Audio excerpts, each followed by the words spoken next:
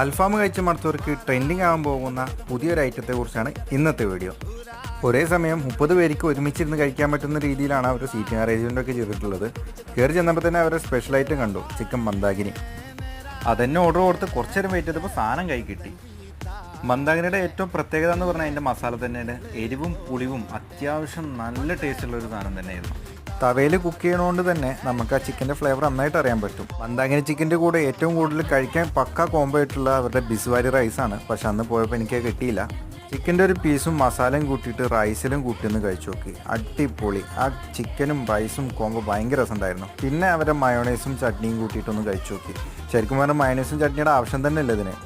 ഓരോ ബൈറ്റ് എടുക്കുമ്പോഴും നമുക്ക് ഓരോ ഫ്ലേവേഴ്സ് കിട്ടുന്നുണ്ട്. അതിൽ ചെറിയുള്ളിയും വെളുത്തുള്ളിയും പുളിയും ഇഞ്ചി എല്ലാം കൂടി ചേർത്തിട്ടാണ് ഇവർ മസാല ഉണ്ടാക്കിയത്. ഇഞ്ചിയൊക്കെ ആഡ് ചെയ്തിട്ടാണ് അവർ മന്ദിരസൊക്കെ കുക്ക് ചെയ്തിട്ടുള്ളത്. അതിനുശേഷം ഒരു മിൻലൈമും കുടിച്ചു.